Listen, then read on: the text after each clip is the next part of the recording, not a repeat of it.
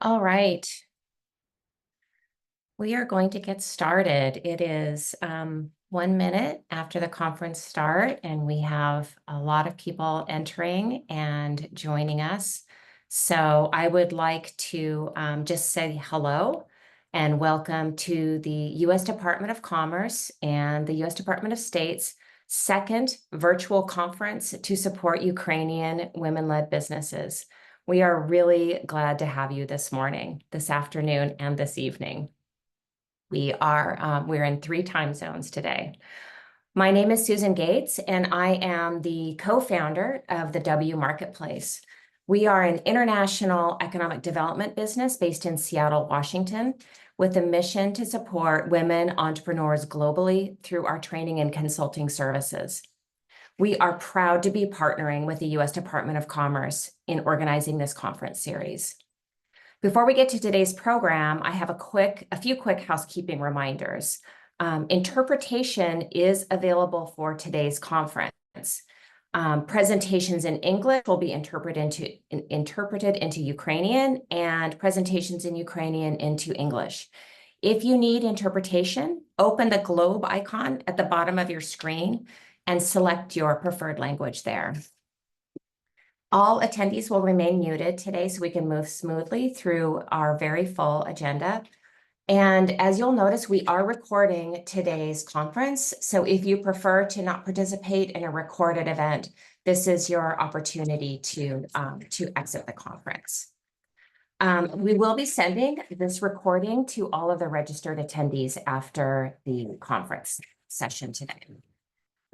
Please use the chat box at the bottom of your screen to type in questions. There will be an opportunity, we hope, for some question and answer time after the panel conversation about midway through today's conference. And with that, I would like to again welcome everyone to today's conference. We have an excellent and very full agenda today. This virtual conference series, titled Shifting Roles for Women in Ukraine's Economy, is the second in the series of conference sessions to support Ukrainian women-led businesses.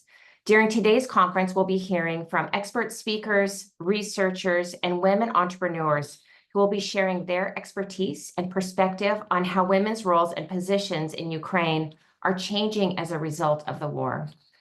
Our goal for these virtual conferences is to allow the U.S. government, the Ukrainian government, and other stakeholders to hear directly from Ukrainian women about the most pressing challenges and barriers they currently face. We also want to emphasize the opportunity that women in business bring to Ukraine. And we want to provide the policymakers in the United States and in Ukraine with a better understanding of the market reforms needed in Ukraine to more effectively support Ukrainian women-led businesses and to position them for business success. We are also hoping that the women entrepreneurs who are speaking and who are part of our audience will be inspired by each other and to know that their voices are valued and heard. Again, we're glad you are here today, and we hope that you will be able to attend our future virtual conferences as well. So today's conference is made up of 3 parts. We will have 3 keynote speakers. That will be followed by a panel of women entrepreneurs moderated by the U.S. Department of State's Office of Global Women's Issues, which will include an opportunity for questions from our conference attendees. And finally, we will close with 2 additional keynote speakers. During our panel discussion, we will be launching a series of poll questions that we would like our attendees to answer, because we want to hear from you. We know that we have a lot of women entrepreneurs who are participating, and we want to make sure that your voices are heard. This will help shape our final report and recommendations. And finally, just another reminder that you can access interpretation services at the bottom of your screen with the globe icon.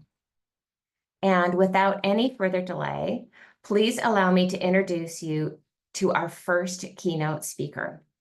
Dr. Irina Paliashvili, the president of the U.S.-Ukraine Business Council, which has been promoting U.S.-Ukraine business relations since 1995. Dr. Paliashvili, please start us off today. Thank you. Thank you very much, Susan, for your kind introduction. And I would like to welcome everyone who joins us today. I would also like to thank the U.S. Department of Commerce, the U.S. Department of State, and Agnes Pavelkovska for this brilliant initiative, which could not be more timely and even urgent, because the women's roles are rapidly and fundamentally shifting during the wartime. I watched the first conference and realized how much was already said, how much ground was already covered about the critical role of Ukrainian women entrepreneurs during the war and recovery. I represent US-Ukraine Business Council, which is the largest Ukraine-centered trade association headquartered outside of Ukraine. We are headquartered in Washington, D.C., and it is a strong international voice for business in Ukraine since 1995. Our organization is a business association of more than 230, mostly American, but also Ukrainian companies which do business and invest in Ukraine. Today, however, I'm speaking to you as a fellow woman entrepreneur with business experience both in Ukraine and in the United States. Long time ago, in 1992, I co-founded with two partners one of the first international law firms in Ukraine, and then we opened an office in Washington, D.C., and this law firm continues law practice until today. So I have had experience of doing business in Ukraine, in the United States, and internationally. One of the main topics Agnes announced at the first conference for this conference is gender equality. And today I would like to talk about the barriers women in business are facing and about the tools on how to overcome these barriers. And at the outset, as I said, having worked in Ukraine, in the United States, and internationally, I would like to stress that these barriers are typical not only for Ukraine, but with different degrees and variations, they still exist everywhere. And because one of the aims of this project is to prepare Ukrainian women entrepreneurs to enter international markets, you should be prepared to encounter similar obstacles and you should know how to deal with them. So what are those barriers? In a present-day civilized business environment, everyone has already theoretically embraced the idea of visual gender equality. Gender balance in the international professional environment is an axiom. No one questions this objective. Only the methods and the level of success are being debated. However, there still is a major stumbling block, and it remains, and you probably have heard about the stumbling block many times, and it's called the glass ceiling. A woman can achieve a lot in her professional career and in running small and medium-sized business, but then at some point, this growth just stops. And it is evident when we look at the leadership positions in big business, which are mostly occupied by men. Another obstacle is so-called unconscious bias and sometimes even intentional conscious bias. We encounter it in our professional lives all the time. We just don't pay attention to it, but in fact, we should. If we don't recognize the problem, don't uncover it, we will never learn how to deal with it. How many times in your career you felt being patronized, being watched, and your decisions being questioned and challenged just because you are a woman? I actually developed my own tests to detect unconscious bias. I imagined that if I were a man of the same age, same stage in my career, same accomplishments, would I still be treated like this? I apply this test not only to myself, but to other women in business that I see around me. And most of the times, the result of the test is that if there would be a man in a similar circumstances, he would not be experienced unconscious bias or conscious bias as we do. I also want to talk about what I have seen specifically in the small and medium business sector in Ukraine for years, but especially during the war. This sector has been dominated by women in Ukraine. That's not a question. Excuse me. And here I would like to first share my observation that Ukrainian women somehow, paradoxically, have been playing a very active role in what looks like a quite paternalistic society. I thought about this phenomenon and figured out that this is because in Ukrainian families, women are traditionally fully in charge of family finances. So their skills of running and balancing family budget prepare them for starting and running small businesses. The problem actually comes when the small business is ready to grow and expand. And here, either a woman herself hesitates, does not find enough self-confidence to move the business to the next stage, or her business is taken over by male leadership, who are convinced that only they can take lead and lead the business to the next stage of growth and expansion. The question is what to do, how to overcome those barriers. And I remember that during the first conference, we were asked to make it as practical as possible. So first of all, you need to understand that you are not alone.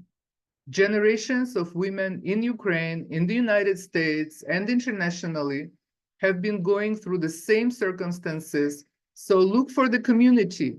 And if you cannot find one, create your own. It is so much easier and efficient to address common problems together, to exchange ideas, to support and mentor each other. Second, there are plenty of resources for women entrepreneurs. The challenge is to find them and to see what is best for you. And here is when the assistance of governmental and private sector programs comes in. These programs are not always easy to find and navigate, but this is what this ongoing project by the US Department of Commerce, Department of State is about. To conclude, I just want to share my observation that I always thought that Ukrainian woman has been a global phenomenon that was not discovered until now.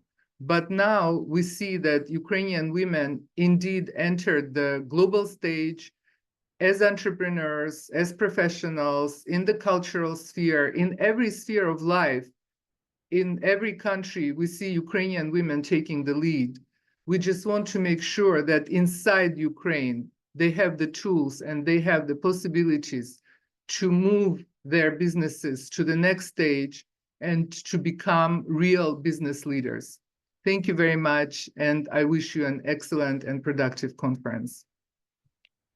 Thank you so much, Dr. Paliashvili. You have started us so strongly with your comments, and I've been taking notes as you spoke, and I want to just highlight a couple of things that you said. The commonality of the experience that women do have with this glass ceiling and with experience, either conscious or unconscious bias.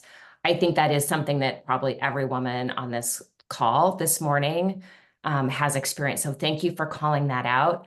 And the other thing I did want to highlight as well is that absolutely Ukrainian women are a global phenomenon. So those are, I could not have said that better myself. Thank you so much. Again, thank you for your time this morning, and thank you for starting us on this very, very perfect note. And with that, I would like to welcome our second keynote speaker, Dr. Daria Nagaivska, postdoctoral researcher at the School of Business in Aalto University in Finland, and a United Nations Development Program consultant on business and human rights. Dr. Nagaivska, we're ready to hear from you. And I apologize if I am butchering anybody's name. I'm working on my Ukrainian. Dear Susan, thank you very much for the kind introduction, and I will be switching into Ukrainian language to deliver keynote speech. Перш за все, дозвольте подякувати адміністрації з міжнародної торгівлі Міністерства торгівлі США і її партнерам за запрошення до виступу і підтримку розвитку жіночого підприємництва в Україні. Також я хочу подякувати Агнес Кейте Сьюзан за лідерство і проактивну позицію з підтримки українських підприємець під час повномасштабної війни. Чому важливо сприяти економічному уповноваженню жінок? Тут можна перемкнути слайд, будь ласка. Підприємці відіграють ключову роль в економічному розвитку, адже забезпечують фінансову безпеку своєї родини, часто несуть повну відповідальність за добробут дітей і родичів старшого віку. Також підприємці створюють робочі місця в громадах і сприяють працевлаштуванню інших жінок, в тому числі тих, які потерпають від дискримінації за віком. Реінвестують до 90% прибутку на підтримку родини і громади. Відповідально ведуть бізнес і на старті бізнесу забезпечують відповідність стандартам, в тому числі і щодо відповідального ведення підприємницької діяльності. І розвивають платформи взаємодії, купуючи продукти одна в одної. Разом з тим, підприємці стикаються з обмеженнями в доступі до капіталу. Наприклад, у 2020 році стартапи, якими керують жінки, змогли залучити лише 2,3 венчурного капіталу в світі. Також підприємці непропорційно потерпають від надзвичайних ситуацій. І дослідження свідчать, що під час криз на 6% вирогідніше, що жінки-підприємці закриють свій бізнес порівняно з підприємцями-чоловіками. З початком повномасштабного російського вторгнення економічне становище українських жінок погіршилось. Проте існує потужний потенціал щодо працевлаштування жінок і розвитку жіночого підприємництва. Можна наступний слайд. Так спостерігається зменшення частки офіційно зайнятих жінок, зростання неформальної зайнятості жінок, зростання гендерного розриву в оплаті праці. Але тут необхідно зробити ремарку, що останні офіційно затверджені дані свідчать, що гендерний розрив в оплаті праці в Україні становить 18,6%, а за обстеженнями Національного інституту демографії гендерний розрив в оплаті праці станом на 2023 рік становив понад 44%. При обстеженні було використано різні методології, тому що під час повномасштабної війни, на жаль, немає повного доступу до даних. Також спостерігається посилення галузевої диференціації зайнятості жінок і чоловіків, зростання частки жінок серед підприємець. Бізнес жінки розглядають як альтернативу зайнятості і спосіб заробляти більше, а також спостерігається зростання зацікавленості жінок розвивати відповідальний бізнес. Тому важливо обговорювати виклики, з якими стикаються жінки на ринку праці в підприємництві, і реалізовувати плани дій для підтримки їх економічного уповноваження. Можна далі. Працівниці і підприємці стикаються з такими основними викликами. Це стереотипи щодо жінок у чоловічих колективах і на керівних посадах. Ці стереотипи стосуються того, що жінка має займатися родиною і не може бути хорошою керівницею. Такі стереотипи особливо поширені в місцевих громадах. Також серед викликів це корпоративна культура, яка є недружньою до жінок і людей з дітьми, і орієнтована часто на високопродуктивних чоловіків, які не займаються неоплачуваною роботою вдома. Також жінки несуть основну відповідальність за домашню роботу і догляд. Відповідно до результатів досліджень, жінки в середньому витрачають на 16 годин на тиждень більше, ніж чоловіки.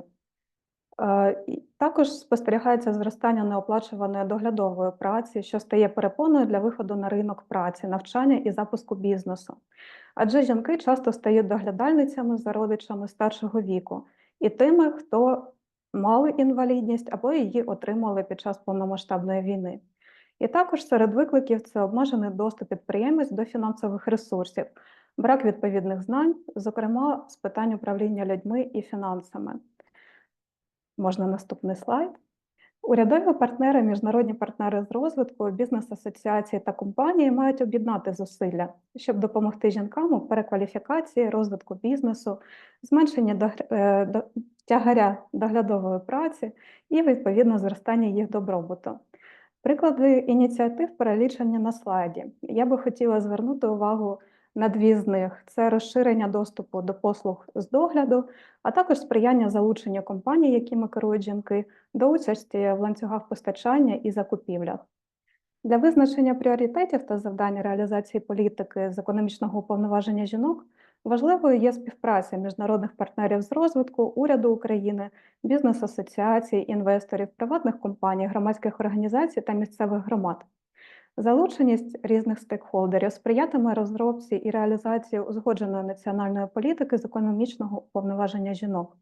яка враховує потреби і виклики, з якими стикаються жінки під час повномасштабної війни. Така політика має звертати увагу в тому числі на жінок, які проживають у сільській місцевості, жінок старших за 45 років і жінок, які несуть непропорційний тягар доглядової праці. Це допоможе зменшити наявні нерівності і підтримати жінок на ринку праці в підприємництві для подолання наслідків повномасштабної війни. Дуже дякую.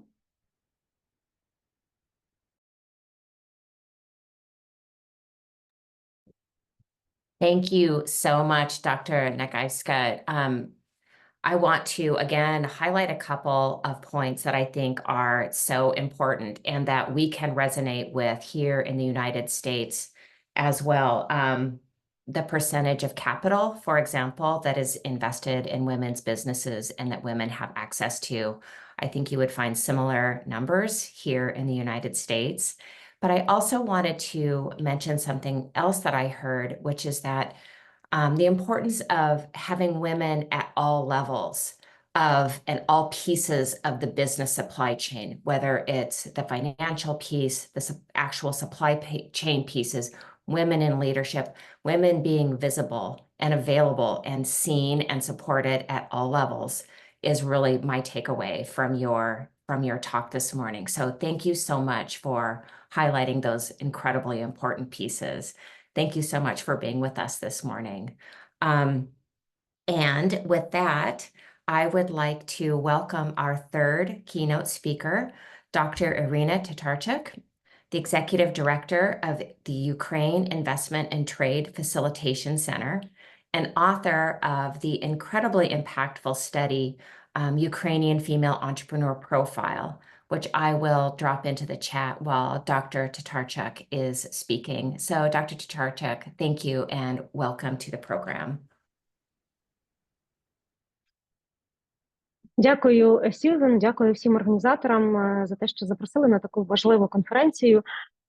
Дякую всім присутнім, які, я бачу, і знайомі обличчя, які знову і знову повертаються до цієї теми, зацікавлені в цій темі, просувають цю тему, так, і адвокують в цю тему. І також хочу окремо подякувати жінкам-підприємцям, які сьогодні присутні, будуть виступати, виступали на попередніх конференціях і будуть виступати в наступних, за те, що ви дійсно показуєте те обличчя жінок-підприємець, яким має пишатися і пишається Україна, да, і про яке ми не втомлюємося завжди говорити і показувати його. І, власне, тут також на цьому фото ви бачите жінок-підприємець, яких ми досліджуємо, з якими ми працюємо, якими ми пишаємо. Так?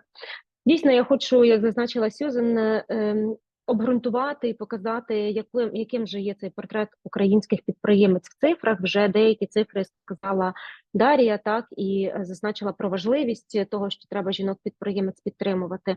Власне, навіщо це робити в цифрах і навіщо це робити з точки зору самих жінок-підприємець, чого вони очікують, я би хотіла зараз сказати. Перш за все, хочу зазначити, що стан українського бізнесу, жіночого бізнесу, так, жіночого підприємництва, він не такий вже й поганий. Так?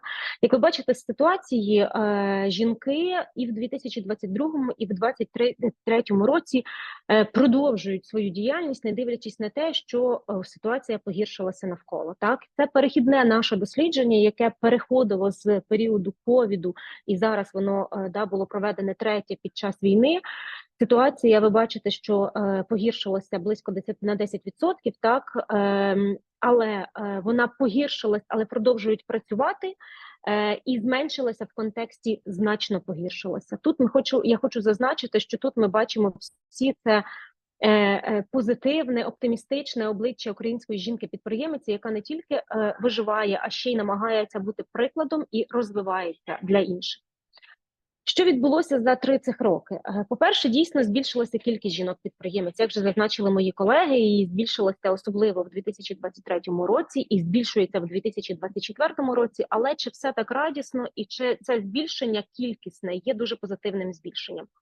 Коли ми проводили дослідження, в дослідженні брали участь близько 300 жінок-підприємець, які мали опитувальники, відповідали на запитання, так, і були інтерв'ю з близько 10 підприємцями, ми побачили, що вони мають різні причини для реєстрації бізнесу. І дуже часто ці причини пов'язані, перше, з тим, що вони перереєстровують бізнес від своїх чоловіків до жінок, так, до себе, тому що чоловіки мобілізовані і не можуть підписувати документи і офіційно працювати, так, є одною з таких причин.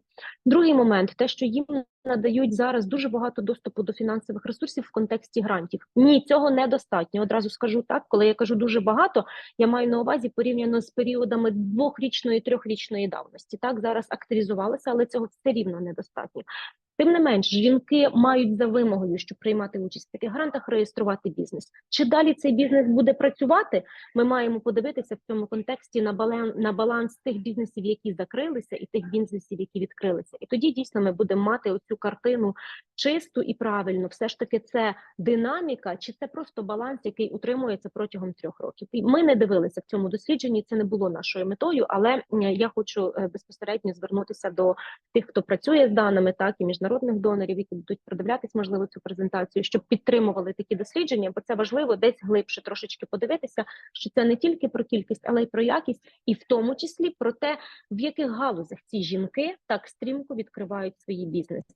Чи це одноосібне підприємство, чи це наймана все ж таки праця, да? І в більшості це все ж таки одноосібне підприємство. Це ті послуги, і в більшості це також індустрія послуг, а не виробництво товарів, так? І тут треба працювати трошечки глибше з даними. Так, є зростання підтримки можливостей, про що ви вже зазначали, колеги, і я в контексті навіть тих самих грантів. Да? Складніше стало вести бізнес, але впевненість в тому, що бізнес є адаптивним, і впевненість в тому, що жінки можуть адаптуватися до ведення цього бізнесу. Тому тут важливо.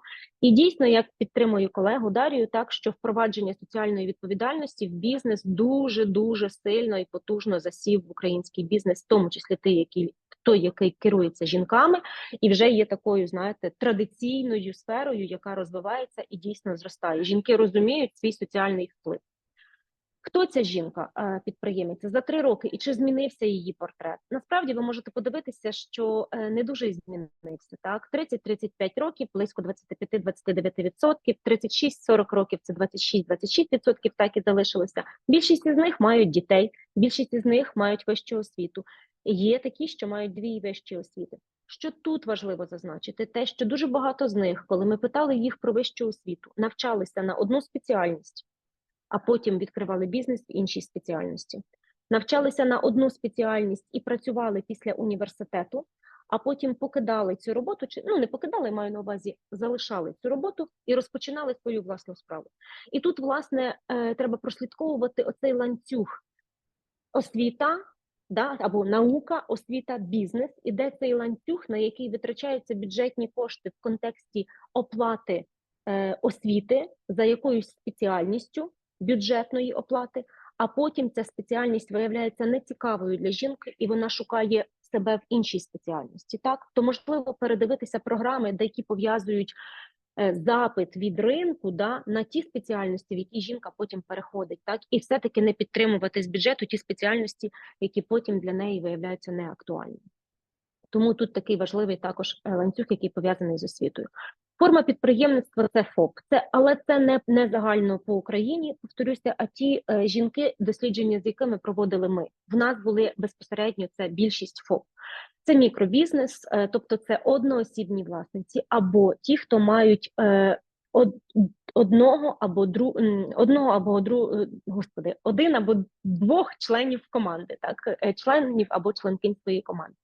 Разом з тим, хочу відзначити, що в контексті ФОП дуже чітко прослідковується партнерство. Партнерство і підтримка один одних в надаванні послуг. Якщо це легка промисловість, вони підписують контракти між собою, одна з одною, і відшивають, дошивають ті партії продукції, які одна не може дошити. Да? Якщо це виробництво керамічне, тут також може підтримка бути.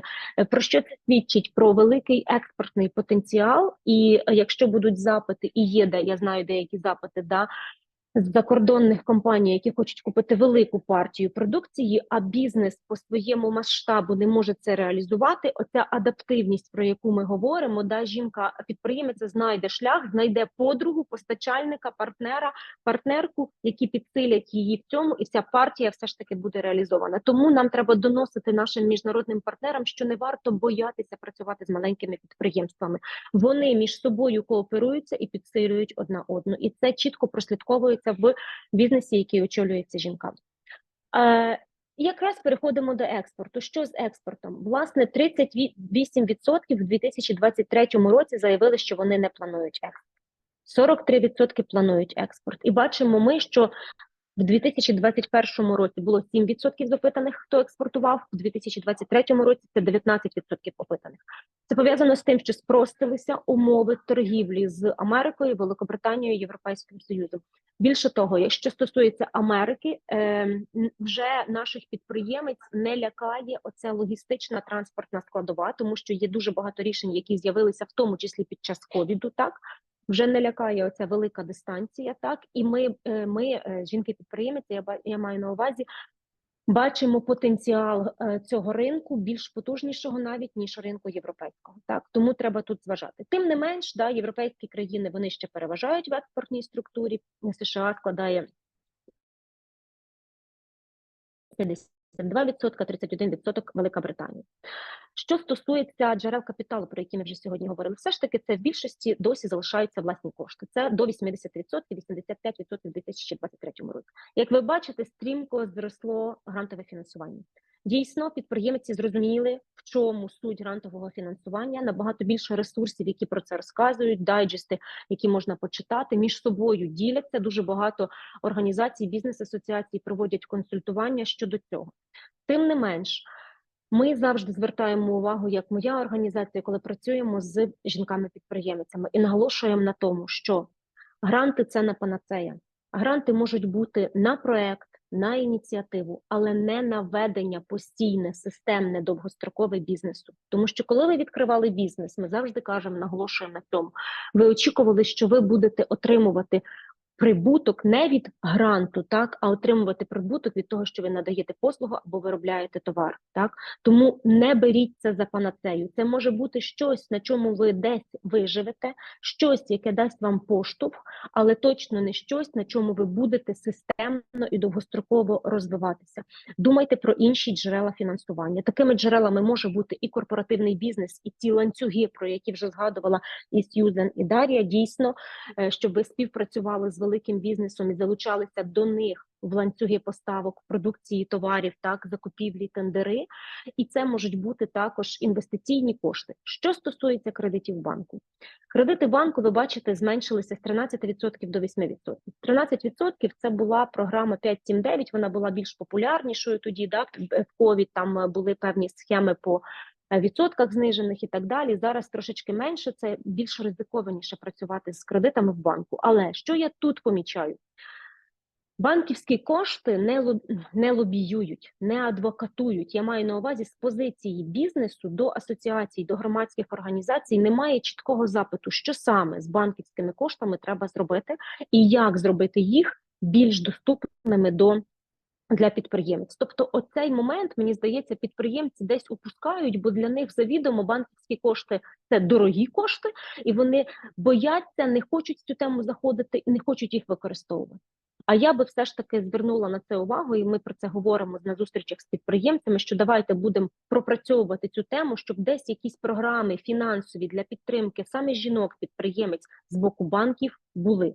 Вони є від деяких банків, так, і від деяких програм, як то MasterCard або Visa, але вони більше такі пов'язані з грантовою підтримкою, знову ж таки, але не з системною, довгостроковою, якими можуть бути банківські ресурси. Беріть це до уваги. Основні досягнення і перемоги. Так, розширення бізнесу є, так, масштабування бізнесу є. Перемогою вважають збереження стабільної діяльності. Перемогою вважають покращення продукту. Більше того, зверніть увагу, що оцей пункт покращення продукту і послуг, тобто сервіс, який надає бізнес, да, він зріс Він займає дуже хороший відсоток. І дійсно про сервіс, про якість продукції треба говорити українською, і треба, знаєте, ми завжди, коли приймали участь у виставках за кордоном, просували наші продукти, українські продукти за кордон, ми нам не маніпулювали і намагались не маніпулювати темою війни.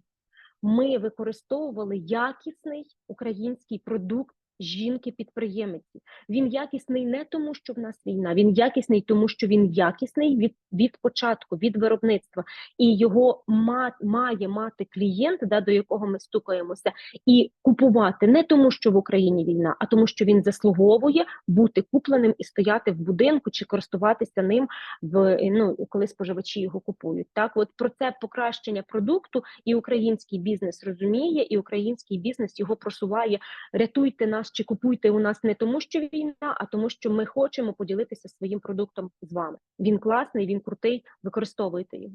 І це дуже важливо зазначати. І добре, що український бізнес і жінки до цього прийшли. Чи все-таки є труднощі? Є. 51%, і це правила гри. Правила гри, які з нами завжди є, і останні зміни в оподаткуванні, ви знаєте, так, заднім числом незрозуміло, і про дрова вже вчора я читала.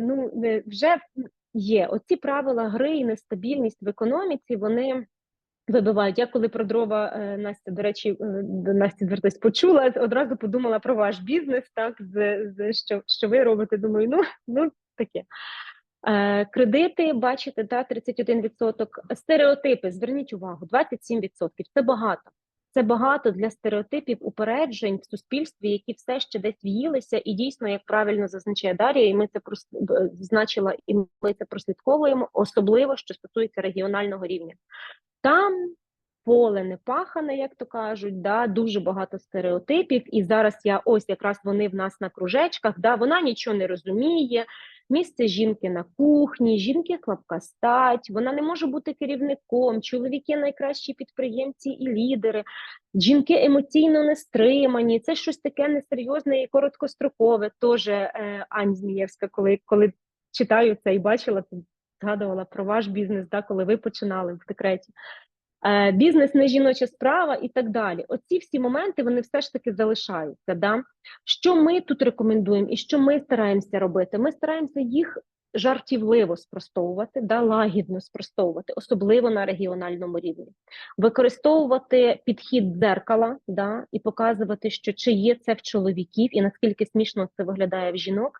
І більше того, ми намагаємося шукати дуже активно чоловіків-союзників, які ці жарти будуть спростовувати. І будуть показувати, що все ж таки так жартувати, так думати, користуватись такими стереотипами – це не є ок в сучасному суспільстві і країні, яка йде до Європейського Союзу, так, і взагалі видима зараз на міжнародному рівні. Тому працюємо з цим і працюємо активно. Чого не вистачає? Ресурсів для розвитку, дійсно досвіду і знань, і тут тема навчання, підвищення кваліфікації, курсів короткострокових, які весь час йдуть.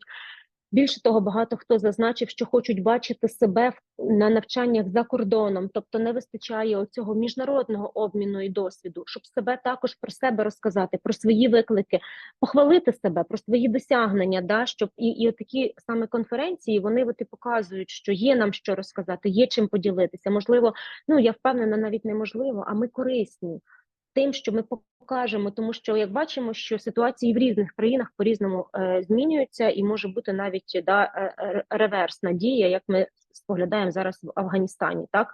Тому треба весь час тримати цю тему, мені здається, на контролі, як мінімум, в кілька років вперед.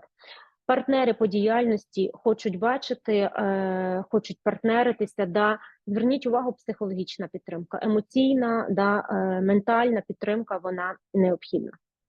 Яке джерело коштів використовувати хочуть? Хочуть працювати ще з грантами, але, повторюсь ще раз, думаємо, що це не панацея, і ми проходимо ці етапи, що кажемо, що це проектне щось, це ініціатива, підтримка ініціатив, а не постійне системне фінансування. Все ж таки власні заощадження, державні програмі підтримки, кредити банків і так далі. Це ті джерела, які планують використовувати в 2024-2025 році. Як вплинула війна?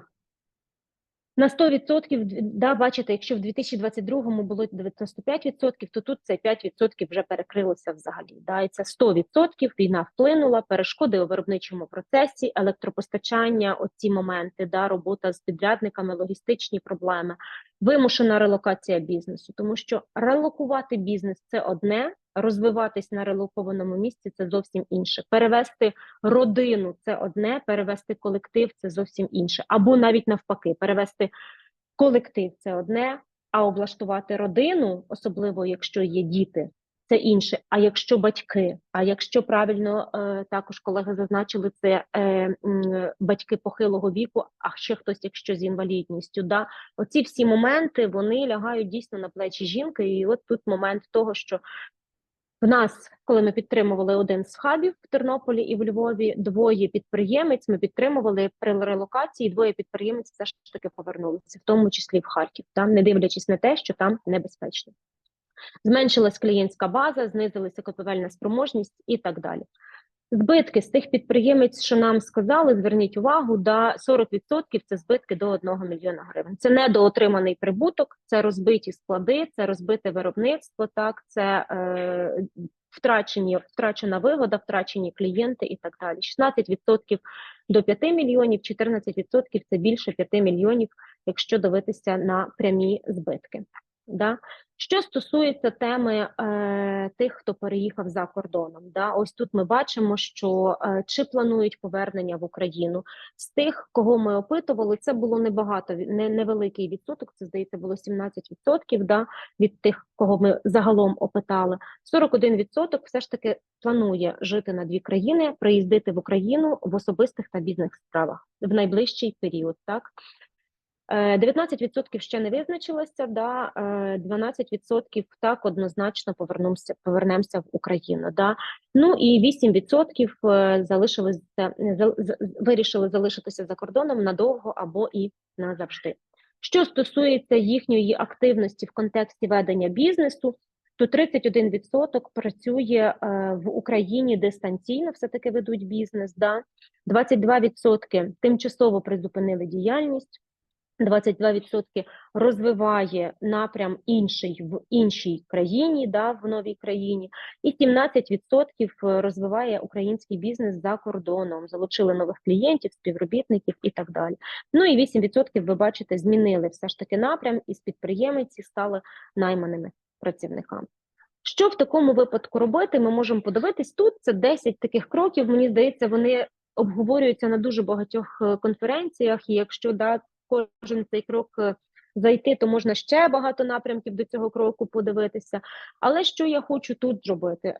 Який акцент тут зробити? Я хочу зробити тут акцент все ж таки на актуалізації освітніх програм, але з врахуванням потреб жінок-підприємець. Я хочу, щоб оцей ланцюг між тими програмами, які створюються міжнародними донорами, тими освітніми програмами, які створюються в університетах і навчальних закладах, чітко відгукувались і показували, що відбувається на ринку, і яка потреба жінки-підприємиці на ринку. Тоді буде, напевно, що трошечки легше входити в оцей момент розвитку, адаптації, виживання, і рольових моделей, показування рольових моделей жінок. Розвиток співпраці і партнерства. Нам не вистачає співпраці і партнерства з-за кордоном в контексті таких самих жінок-підприємець. Тому ці мережі ми дуже хочемо розвивати, і ми дуже готові це розвивати. Оці моменти з адвокацією змін в трудовому законодавстві, моменти, які подолання з гендерних стереотипів, дуже багато адвокаційних і різних програм і промоційних кампаній запускається, і на це треба розвивати. Але що я хочу сказати? Добре, що в Україні, як і в усьому світі, ми вже всі зрозуміли, що гендерна рівність, підтримка жінок – це не тренд. Ми вже як Україна, як країна з досвідом формуємо тренди в цьому напрямку. Ми вже маємо що в цьому напрямку показати, чим похвалитися і розповісти про свої досягнення. Тому давайте це підтримувати, підсвічувати, і ми готові завжди працювати із донорами, і з жінками-підприємцями для того, щоб цю тему піднімати і розвивати. Це те, що, власне, я хотіла сказати. Дякую за увагу. Дійсно, презентація буде надіслана, і дослідження також буде вам надіслано всім, хто цікавиться, і будемо готові до співпраці і будемо підтримувати один одного. Дякую. Dr. Tytarchuk, thank you so much for this incredible presentation, for all of the research that you have done and you have done through your various organizations and all of the ways that you are supporting women in Ukraine. That's just absolutely amazing. I want to highlight a couple of things that I took note of. I think that you really reflected some of Dr. Paliashvili's comments around the importance of partnership and finding your community, and that women entrepreneurs are incredibly skilled at that. It's one of the things we see here in the US and that we have already observed with the women entrepreneurs that we work with in Ukraine. It's a real strength, I think, of women small business owners, and it's something to definitely lean into and be very intentional about growing those partnerships. The other thing I wanted to highlight is the importance of financing, right? That's something that you came back to over and over again in your presentation, that grants are not enough. And we absolutely agree with this. It's not a sustainable form of financing for a business, and the importance of access to capital for small business owners. And we have dedicated an entire conference in this series to exactly that topic. Conference 4 on December 3rd is going to be all about access to capital for small business owners in Ukraine. And what does that look like? What is the current state? Where does it need to shift? Where do we need to be investing? And what are the various mechanisms for investing in women-owned businesses? So thank you so much for the time that you spent on that important topic as well. I have a feeling that we'll be reaching back out to you for some additional resources around that topic. So again, thank you to all of our amazing keynote speakers this morning. We are going to be shifting. We're going to be shifting now to our panel conversation. We originally had 3 women business owners scheduled to speak this morning as on our panel. Because of the situation in Ukraine, one of our panelists has experienced an emergency and will not be able to join us, unfortunately. She is the owner of Lamel Cosmetics, a growing international cosmetics brand who has gained access to some large retailers in the US and around the world. And we will miss her presence here this morning. I will be dropping all of the business owners' websites into the chat so you can review them yourselves and maybe support their businesses as well. But at this time, I would like to introduce our moderator, Muhaio. Muhaio is, as I mentioned earlier, with the State Department's Office of Women's Global Issues. She will be our moderator. And our panelists are Anastasiia Burzi. She is the managing partner of the beautiful home decor business, Wood Mood. And Alina Hrytsai. She is a job coach with Upwardly Global, assisting displaced Ukrainian women with job opportunities. So Alina will be able to bring in that perspective of the women that she is working with who are currently outside of Ukraine and looking for job opportunities, and she will bring that unique opportunity. During this conversation, I'm asking our technical support to launch some of those poll questions, just kind of space them out a little bit so people have a chance to focus on the conversation as well. But if we could ask our participants to please respond to those questions as appropriate, that would be great. And then after the panel conversation, we should have just a few minutes to answer any questions of the panelists as well. So with that, I will open the floor to Muhaio and to our panelists this morning. All right, so go ahead and take it away.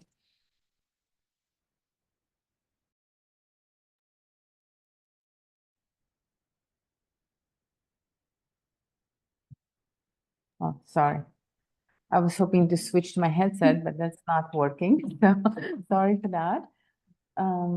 Yeah, good afternoon, everyone, and good morning for those who are in the US. Thank you so much for this opportunity to be part of this really deep and important conversation.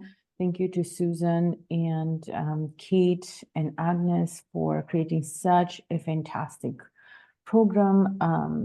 I just wanted to say that on behalf of my office, the Secretary's Office for Global Women's Issues, we do have a global strategy on women's economic security, and there are 4 lines of efforts under that strategy. So one of the lines of efforts is devoted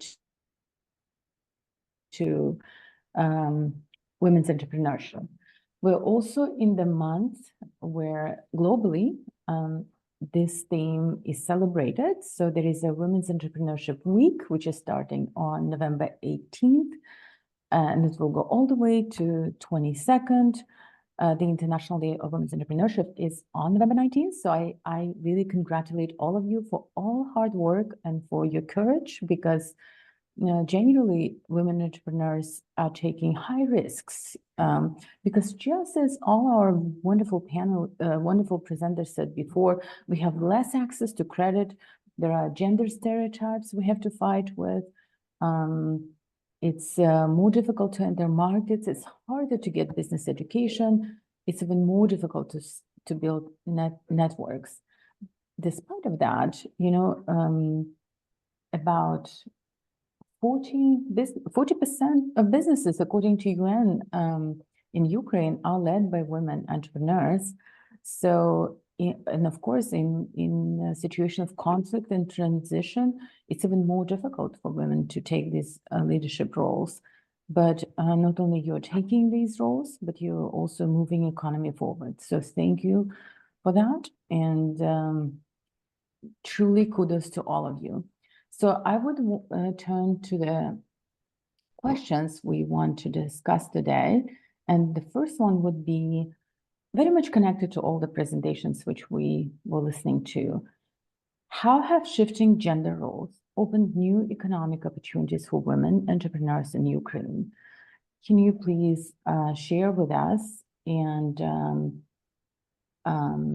let us know how you're seeing it generally in the field, but also how you experience it in your own organization and in your own sort of business sector you're working in. I'll pass now to Anastasiia, right? Yeah. Myself. Thank you, Muhaio, for the question. I was caught by quiz, so I will just closing this for later. So first of all, I thank you for invitation for this conversation, because I feel that this is very vital for us to have a voice and to show our not only like global problems and questions, open questions, but our very local and points that we meet difficulties with. So all this can be just evidenced by our everyday life, and I think that every woman entrepreneur just have a lot of what to tell you about. And regarding your question about what opportunities we got, I would say that I feel that they are not only for today, and our main opportunities is about our enforcement, and that we mostly are forced to become stronger. And as it said that when you have a personal growth and it is smooth, it's not personal growth. So it cannot be smooth and soft, and all the things we receive from the environment just give us no chance to become weak. And the skills we get now will let us build more stronger future. And I personally feel that maybe that is one of the most important things and one of the most important, like transactions that we go through now as women who make business in Ukraine. Thank you.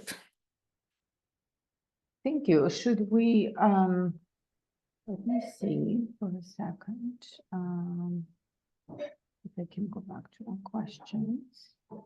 Yeah, I'm very sorry, but there was some sort of poll, yeah, which kind of completely changed my Yes, vision of your screen. yeah. So sorry for this. Let me Alina, would you like to add anything to that first question before we go to the second? Like if you were experiencing any of these shifts, if you're seeing where you work, how women are taking more, you know, and in terms of like responding to these challenges, how this difficulty created more opportunity for women. Well, actually, we work in a little bit different, position, in a different perspective of view, because we help, let's say, refugees, displaced women in Poland to find a job. So, for example, I can tell a whole story about our project, what we do, or at the end, or now, as how do you think it is better to do? Yeah, let me, so I finally was able to fix my screen. Yeah, so if it's more comfortable to add at the end, but I thought like, if you want to add anything to this question, I wanted to make sure I'll give you that opportunity. Thank you. So I think at the end of our little conversation, I can tell more information about the project. Maybe it will be useful for people who had to leave Ukraine, who are in other countries now, especially in Poland, or maybe our participants, you know, have friends, colleagues who had to move, and we will try to help as much as we can. Absolutely. Thank you. So Anastasiia, I just wanted to ask you, you gave really good points about how you're forced to become stronger, how you are better prepared, you feel, for more solid decisions in the future. Could you give us example in what ways these challenges made you more resilient in making business decisions? If you have a specific sort of example when you can go back and say, this was the moment when I had to change business operation, respond to changing economical situation in this way. Like, is there any like a specific example which you could First of all, talking personally, I just don't want to reflect to 2022 when it all started and we went through like material losses because our production was partly destroyed, and we had a lot of difficult family stories. But this all actually gave like a push to restart, rebuild, educate yourself, educate in like managing, in finance funding, in team building, and to find these points in me to get them in my business. And I hope that I was able to explain what I mean. So, for example, we had, before the war started, we had Woodmood had very strong positions in Ukrainian market, and we were fast growing. But our segment, it's like sustainable wooden candles. It's not a vital product for Ukraine now, and our internal market still is becoming smaller. So we are forced to go global. We are forced to build. We were forced to build like a worldwide web shop, which we didn't have before. We felt okay in Ukraine. So we had like some B2B contracts, but we were not forced to go to international e-commerce. If we are talking specifically about this brand, so this push, I believe that will give us a growth, but in the future, not looking at those facts that it is not very like soft way, but we gain new knowledges, we gain a new like partnership, we gain new visions to just to grow. And when we went out of Ukrainian customer, we understood the world another way, and it all will give us not only tomorrow dividends, but the day after tomorrow, and in a year, in decade. So that is why I told you that a lot of things that we go through right now, we will see on not tomorrow, but in the future, just after a lot of other things will happen, and a lot of rains will grow. That is exactly the example I was looking for, just as you said, how the, like you started an internally oriented business, right? But then when the challenges impacted your clientele, you had to think outside of the box. It was really outside, meaning like you had to orient your business globally. And that's such a huge transition for any business, even that one which is operating in a manageable environment, right? And you were able to do that under these terrific, horrible circumstances, right? Which were impacting not only your business, but your family, as you said, your community. So this is the example we're looking for, not to inspire our audience, but also to remember that what Agnes and Susan and Kate are trying to do with this series of webinars, they're trying to inform policymakers, right? So, and if you would be able to address them right now, policymakers on both sides, Ukrainian government, but also US government, what would be your message to them after going through such a transformative, challenging experience? Could you please share that message with us today? Oh, yes. These would be two different messages, because we had really different internal and international questions. And first, maybe I will start from our internal wishes. And for me, as a woman entrepreneur, I would wish simplifying and clarifying the system. For example, in Ukraine, I met a lot of, like bureaucratization and bureaucratic procedures which do not match the flexibility challenges we have and we actually need.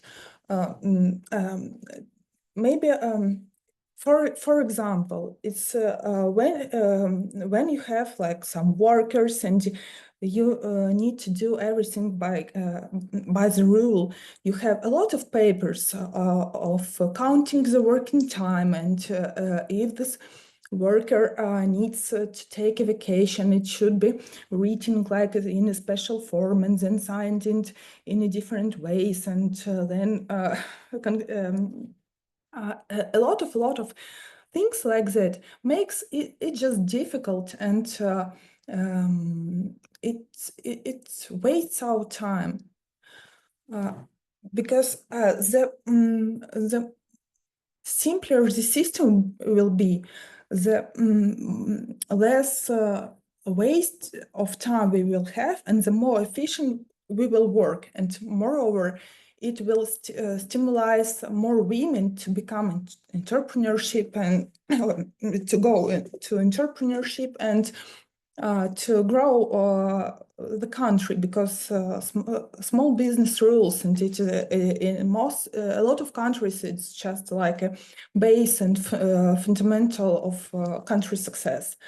And the same, simply if we talk about, for example, childcare in Ukraine, as it traditionally works for the small children, there are like kindergartens, but in some places they do not work, and some places they just don't are not very safe to be, because of alerts and all we have. So simplifying this part for, I studied international experience, and I see that in a lot of countries there is a possibility that one mom can become like a nanny entrepreneur and to take up to 5 kids additionally to take care of them, with more like even psychological comfort for these kids, which is vital in our time. So this simplifying this system would help a lot, and that is for sure the question for our Ukrainian policymakers. And if we talk about American government, the difficulties we meet as a small Ukrainian business is like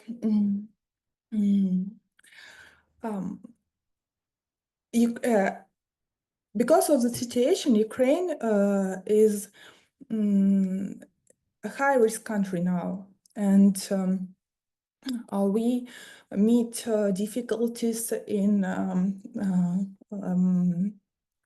security control. For example, when US citizen meets our payment system on our website. So it's because it is Ukrainian, it's just we just do not go through this, and we seems not safe to be and not safe to work with. So maybe if there is a possibility to simplify this, or to receive some, I don't know, maybe. Like simplifying paperwork and the process, right? Anastasiia, I do not mean to interrupt this important point you're making, but let's move for a second to Alina, because she has a hard deadline. Is that true, Alina? So we can allow her to tell us a little bit more about her work and what kind of shifts she's seeing there, and then we can come back to you if we will have time, right? But this is just the beginning of this large conversation about our messages to policymakers. So Alina, please go ahead. Thank you very much. Thank you very much for the invitation to this important conference. I'm not a business person, but I have a very personal story, and can say from the inside how displaced person, refugee from Ukraine can manage life in different other country. So I'm original from Ukraine, of course. I lived a perfect, brilliant life, stable life. And because of the war in Ukraine in 2022, I had to move. Now I live in Poland, Warsaw. And here I trying to organize my life as a solo mother with a child who is now 10 years old. So I came here with a 7 years old son, and we organized our life here. It was pretty challenging, and I have gone all this way of searching the job in Poland. And so it's very personal for me. And now I help people here in Poland, people from Ukraine, in this job search process. So now I work in an organization, Upwardly Global. This organization works in States a very long time ago, like more than 20 years, and they help there for migrants, immigrants in their job search process. And now they have great initiative to help Ukrainians who had to leave their country and had to move to Poland, and they help to find highly qualified job here, because a lot of people in Ukraine and other countries think that if you come to Poland, you can work only in, let's say, cleaning companies or in some factories or not qualified positions. Yes, and we try to prove and to show how Ukrainian ladies can find really high positions in international companies, in different projects. And unfortunately, during all the webinars or conferences which I take part in, I repeat such phrase as, because of this war, whole world now knows how brave, how intelligent, how cool Ukrainian ladies are, and how they can organize new life in new countries. So now I work in this project, Upwardly Global, and I started here as a job seeker. So what I have done, I was taking part, in all the possible projects, in all organizations, in all foundations which provided any kind of help for Ukrainians. I organized a little Telegram channel for Ukrainian ladies in Warsaw, and we posted their information which could help ladies here in Poland, in Warsaw. And I personally, went to all these projects. And first of all, I was as a job seeker here in Upwardly Global. And then I received my work in one organization as Dom Ukraiński w Warszawie. It's a very popular organization here which help Ukrainians. And then I started my work here in Upwardly Global. So what we do here, we first of all, we accepted people only with English B1 level. And then we understood that we can help more people, and we started accepted people with Polish language also. And here I can say one more, plus of Ukrainian ladies who during 1 year learned Polish for B1 and somebody even B2, and now I meet ladies who speak fluently Polish, and they work in Polish organization and international organization. And sometimes people say like, wow, did you learn Polish before? How can you speak so, fluently? So, we accept people who speak Polish or English, and we help improve their, first of all, resume, because resume in Ukraine and in Poland and in the international companies really different. So we try to develop, to improve this resume, and we teach Ukrainians how to do it perfectly, which will go through the ATS system, which will, be great fit for international recruiters, and so on. Then, of course, we work with the LinkedIn profile, because unfortunately, a lot of Ukrainian ladies and gentlemen also do not even work with this business networking media, let's say, yes. So we organized webinars, courses, and so on for the LinkedIn profile improvement. Of course, interview process. I think you understand that the interview process in Ukraine and in international companies are a little bit different. So we teach our participants how to go through this process, how to manage your emotional emotions, and how to become a great candidate. And we also work with a lot of questions, because what kind of barriers we see here? First of all, it's language, of course. Of course, if you speak English, it's much easier for you to find a job in Poland or other country, online job. But if you come to Poland, please take all your time and start learning Polish. No experience, no work experience in Poland. A lot of companies, of course, ask for that. So that is why I also tell my job seekers, please, when you come to Poland or other countries, start working, start looking for some, maybe a little bit downgrade position, but start doing something that we can show, in your resume. Of course, it's lack of support.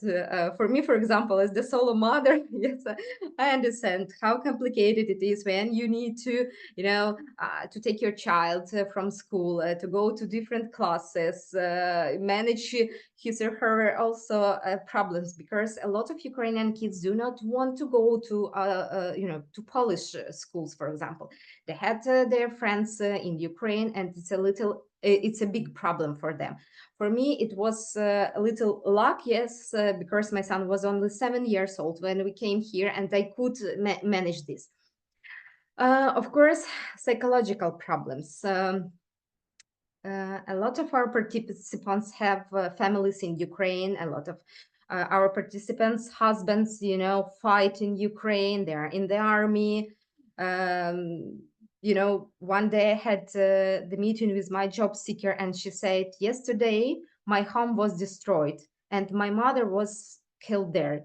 And I'm not a psychologist, and I couldn't, professionally help her, but I also understood that, oh my God, it is impossible to look for a job when you are in such a situation, in such unstable, position. So, of course, we cooperate with a lot of foundations, a lot of projects, of any kind of, help which we can provide to our participants, because psychological, mental support is really, really important. And I also pay attention on that fact that there are a lot of free even support which can Ukrainians use, and it's really important, because in our mind it's not like okay to go to psychologist. When I tell my mother, like, I'm sorry, I cannot speak now because I have a session with my psychologist, she's like, okay, but maybe you will speak with me and we can discuss it. But of course it's very, very different topics. It's really different,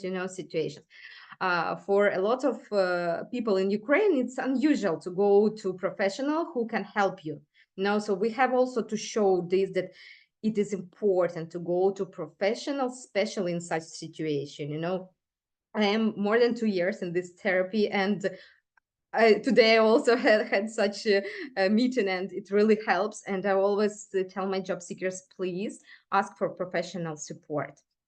Of course, one more barrier, it's limited professional network. That is why we pay attention on the LinkedIn, we pay attention on all possibilities which we have in Warsaw, in different big cities, where you can go for the networking. It's really important. In my city, for example, I know, all the companies, all the management of these companies. How can I know it in Warsaw? That is why we also pay attention of the importance of network. We started providing also such meetings with our job seekers.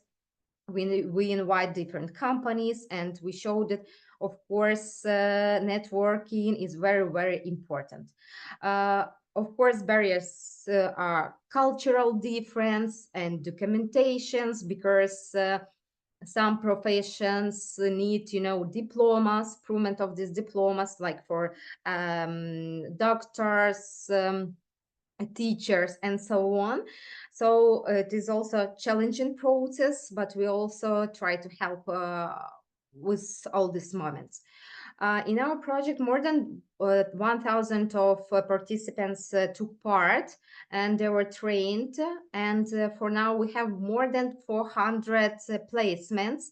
And our participants, our job seekers, now have positions in Accenture, Oliver Wyman, JP Morgan, even in the Google, and other very famous companies. And we are really, really proud of these people. What else we have done? We created a Telegram group for our participants also, where we share a lot of useful information, because it's a little bit complicated. We have pool of so different positions. It's IT manager, IT project managers, teachers, doctors, I know, administrative work. So we try to provide them really useful information which can help them in their job search process. We have Business English Conversation Club.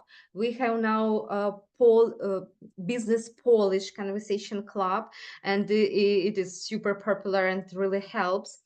We provide them with the webinars in Polish, English, and Ukrainian, and we started even YouTube channel, which was, a little bit challenging for our country managers, that, oh my God, I have to do so much new things, YouTube, Telegram, and so on, but it really helps. And I would say that advices which we always give to these people who are in such a complicated situation, as I say, long life learning. You have always to be, in high stage and always learn something new, because artificial intelligence, new technologies are really important. And I see that a lot of our participants are upskilling and reskilling into IT roles, into administrative positions, and other hub positions. Of course, we see that some percentage of our participants had to come back to Ukraine because of more, family situation, psychological situation, and some of them have moved to other countries like Germany, UK, Italy a little bit. But anyway, we see that Ukrainian ladies are really strong, are really motivated, have great passion to find the high level positions in the international companies. And I will be really glad if I would share some links to our project in the chat, and maybe you can also share it with your friends, colleagues, family members, and we will provide them with one-on-one meetings, support, and even if these people, as I say, will take new knowledge here in Poland, in the international companies, they can always bring this information and this knowledge back to Ukraine and to rebuild Ukraine. So I think it will be a really great plus for our economy. And I'm very happy that I can, that I also can take part in this process. Absolutely. Alina, thank you so much. I'm going to pass it to Susan quickly, because we went a little bit over time, which is understandable because there is so much to share, right? Yeah, and sure. every Thank point you. you said, I was putting into direct message to Susan and said it to everyone, that first of all, Anastasiia, thank you so much for mentioning about childcare. That need is critical around the globe, but especially in Ukraine.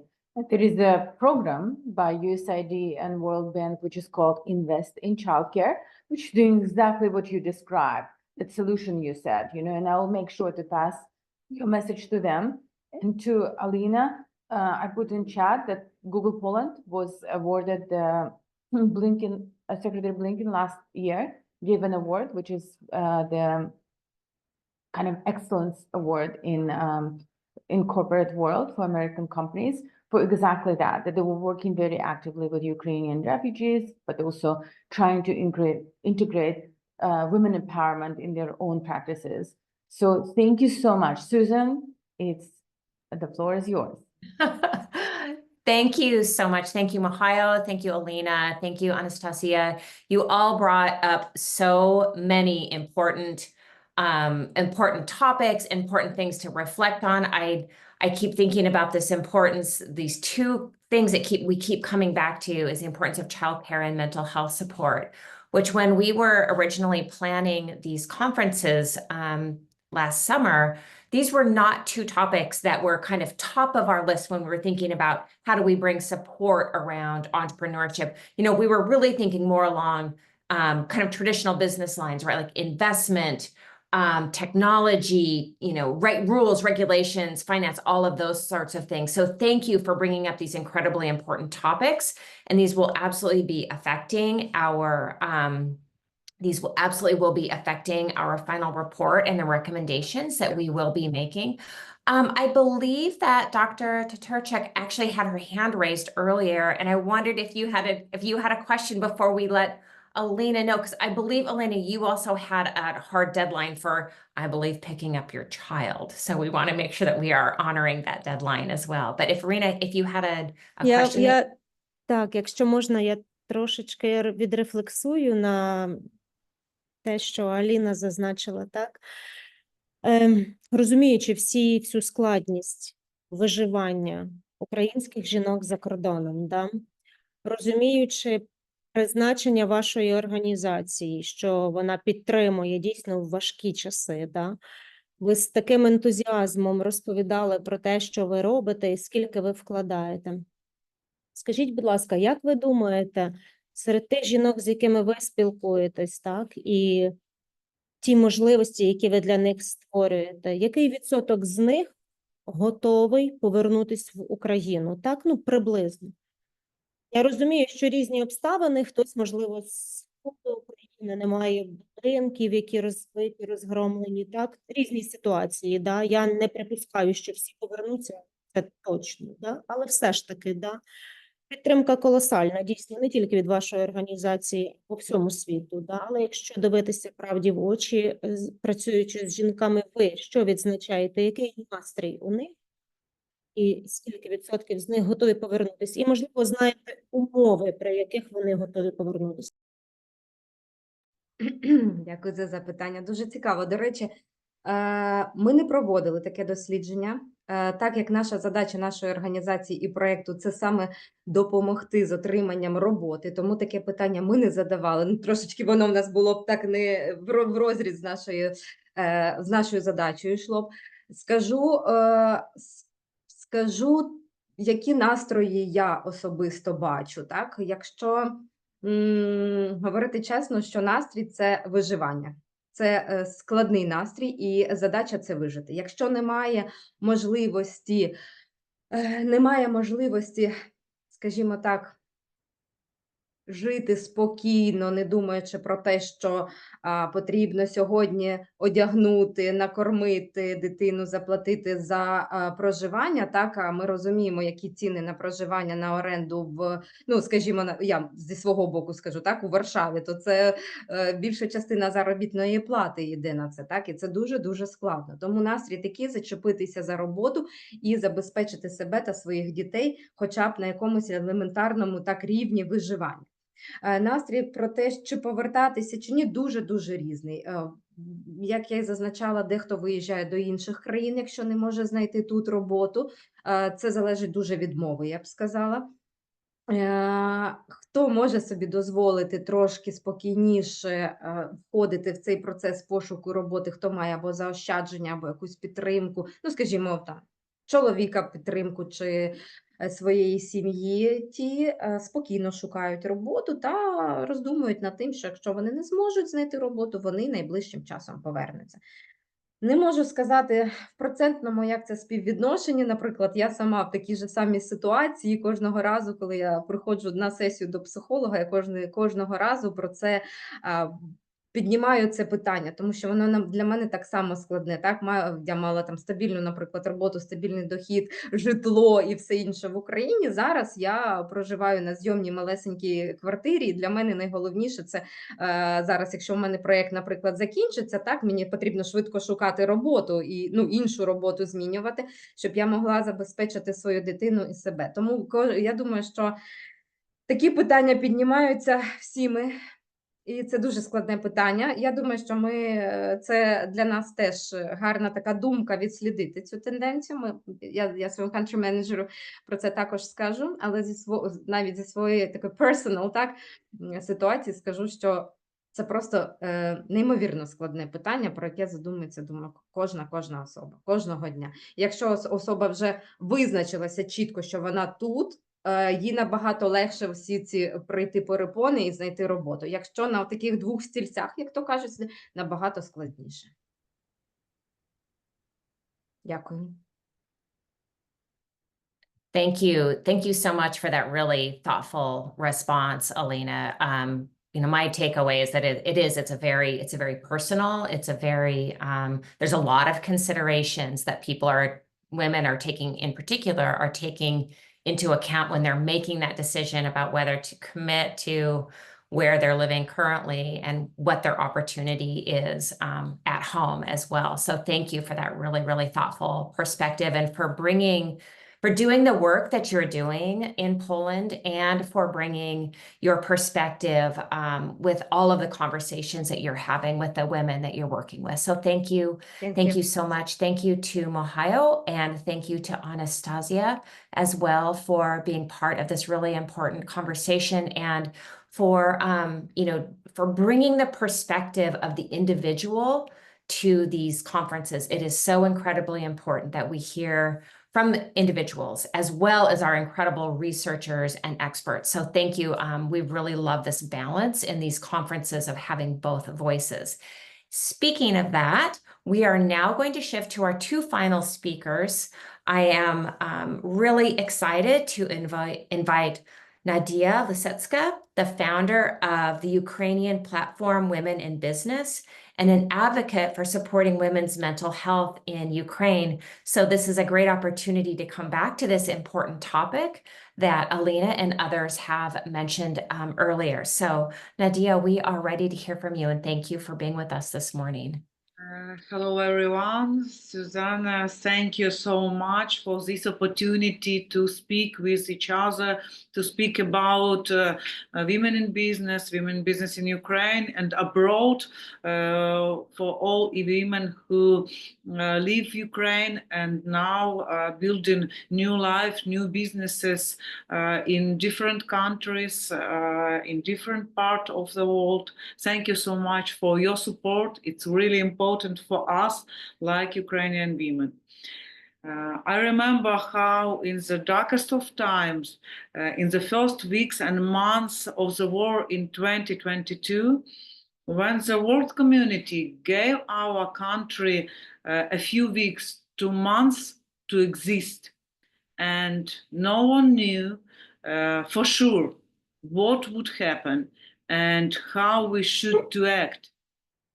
I saw a women who around me who became real leaders, who like entrepreneurs didn't give up even when the market was down. Market was broken like our country.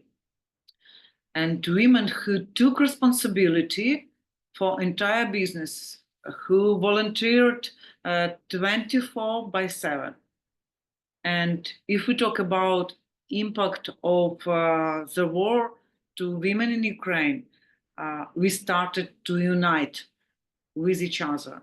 We looked for women who think like we and create new community and opportunities for support each other.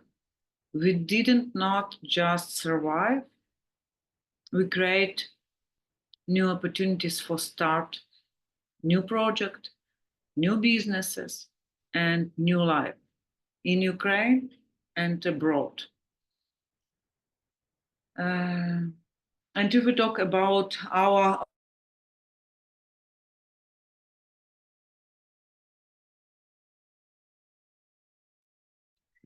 I think we may have lost our connection with Nadiia. We will, if she comes back, we will give her the opportunity to complete her thought. But in the meantime, if you wouldn't mind, Oksana, making a quick transition. So I'm happy to introduce you this morning. Oksana is our final keynote speaker. We may have Nadiia coming back, but in the meantime, Oksana Chaban is a senior expert in public administration reform with the reform support team, Mineconomy. And Oksana, if you would please close us out, we would really appreciate hearing from you today. Thank you. Susan, thank you so much. Good morning and good afternoon, everyone.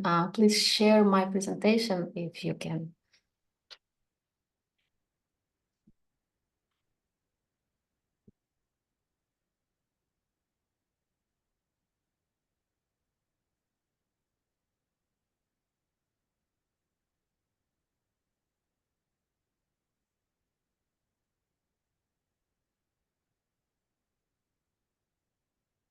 Just a moment, Oksana, and I will check with I'll check with our tech support. If you'd like to start though, that would be great. Susan, I'm so sorry because we have a problem with internet in our office. That's why now I connect from my telephone. Do you hear me? Is it okay? Yes, this is great. So thank you. So we would love for you to finish your presentation. Yes. And while that's happening, we'll find Oksana's presentation as well. So this is actually working out great. Thank you. Okay, a few words about flexible of women in business and situation like now it's normal for us. We live every day in this situation. We don't know about nothing about our future. We can't plan anything, but we're still alive.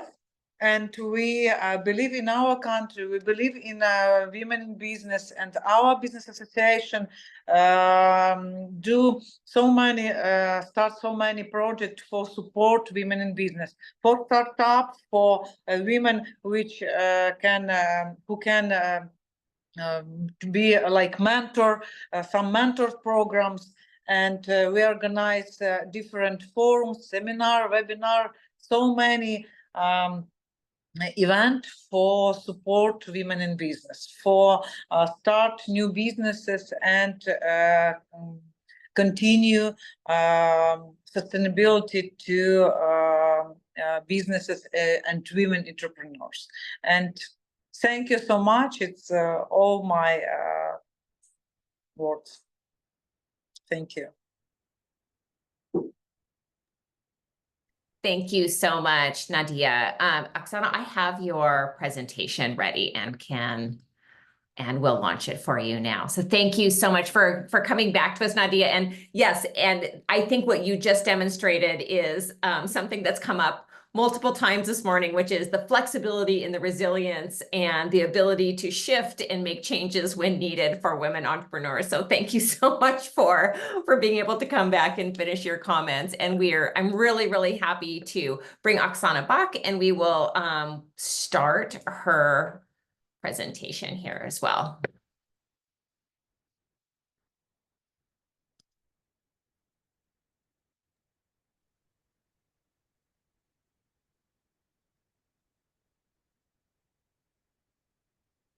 All right. Thank you, Oksana. Thank you so much. Like a dialogue. Good morning and good afternoon, everyone. Thank you for the opportunity to speak with you today. It's an honor to be here among professional and supportive women.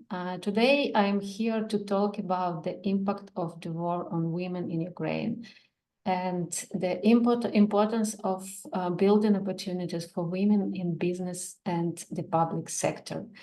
As a professional, I work on public administration reform, devoting myself to shaping the future of our country. As a service member wife who defends our country, resilience has become an essential role in my life. I'm also a mother to my daughters, whom I now care for alone without support with my husband, which my husband is not able to provide now. And there are thousands of women like me. Each of us fulfills an important mission at work, at home, for our families and our country. Next slide, please. The situation in Ukraine and the impact of war on women in the public sector. The war has significantly shifted the gender balance within the public sector. Many men defend our country, and women have stepped into leadership at different levels, especially in community management and crisis response. Female public servants have become essential leaders, ensuring stability, management, humanitarian projects, and supporting communities in crisis. The added responsibilities and challenges of balancing family duties with work have created serious difficulties for women on the front lines of public administration. A few examples of these challenges are increased responsibilities for children without the support of family members who are serving or displaced. Mental and physical fatigue from management extended work hours, along with household and child care responsibility. Limited access to flexible work in the public sector makes it harder to manage unexpected family needs. High stress levels due to both professional demands in a crisis environment and personal concerns for family safety. Reduced time for personal well-being, as many women prioritize family and work over their health. Next slide. The key gender barriers and challenges. Low representation in leadership. Women are still underrepresented in senior management, especially in key decision-making roles, which limits their influence on strategic directions. Gender stereotypes and social expectations. Society often places family responsibilities on women, limiting their career ambitions and professional development. Lack of flexible support. Many women lack access to mentorship and skill building opportunities, limiting their chances to career growth and contributing to gender inequality. And the next slide. Essential actions to improve conditions and support women leaders in the public sector are institutional support and funding, development of targeted programs to provide women leaders with financial support and technical assistance for enhancing management skills, mentorship and educational programs. Mentorship initiatives from international partners can foster leadership skills, crisis management, and strategic planning. Gender-sensitive legislation and policies. The international partners can share experience in developing laws and promote gender equality, prevent discrimination, and ensure equal conditions for women. Experience exchange and international training. Internships and exchange programs with international organizations can equip Ukrainian women with practical skills for implementation in the public sector. Next, please.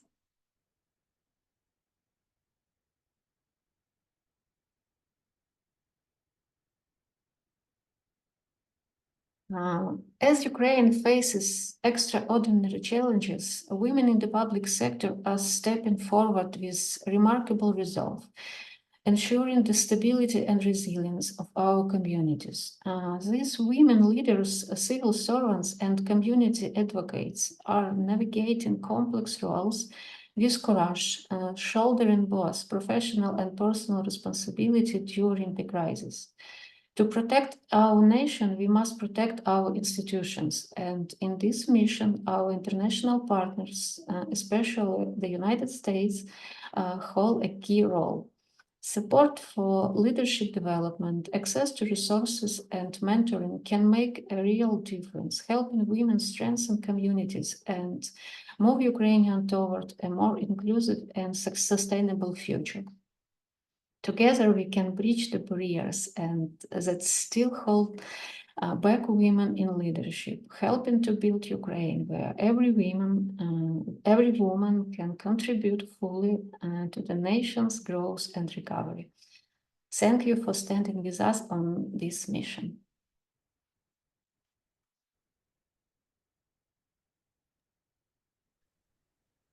Thank you so much, Oksana. And I apologize for having my head in the middle of your presentation. Someday we will all figure out how to use Zoom perfectly, but that is not today for me. So thank you so much. Everything was perfect. It's okay. Thank you.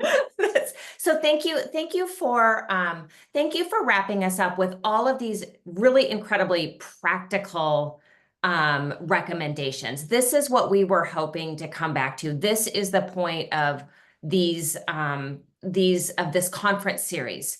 We want to come back to practical recommendations, things that will make a difference for women entrepreneurs in Ukraine and the rebuilding of Ukraine and the sustaining of Ukraine, the work that everyone who has joined us this morning is doing.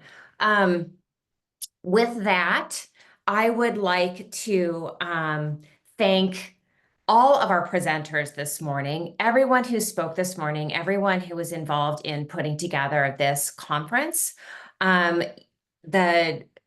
Your voices are so incredibly important, and we want to put as much spotlight on them as possible.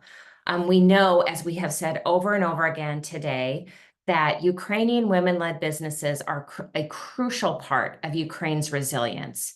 And you all have demonstrated this resilience, and we've heard about it this morning.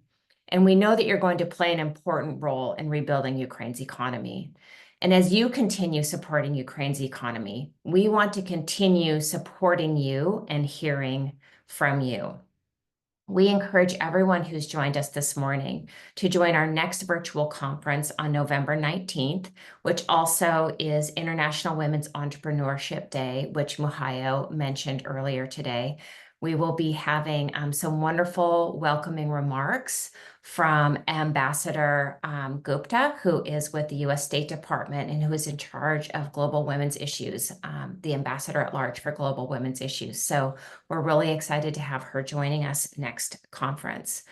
And this next conference will focus on some of the things that came up this morning that Anastasiia actually referenced during her conversation, which are the technical and legal barriers and the structural barriers that exist in Ukraine that affect the ability for women to start and grow their businesses. So we will be exploring those barriers and looking at what are the practical recommendations that come out of that. So if you'd like to see the confirmed speakers for that, you can always find this on the WMarketplace's conference website. I'll drop that in the chat shortly, or maybe Kate could drop that in the chat. That would be great. And then finally, as we're closing, I'd like to say a special thank you to our amazing partner, Agnes Pawlikowska. You've heard Agnes referenced a few times as our speakers have come on. She is the Ukraine desk officer with the U.S. Department of Commerce, and it is her fierce dedication to U.S.-Ukraine relations that has played a crucial role in bringing these conferences to life.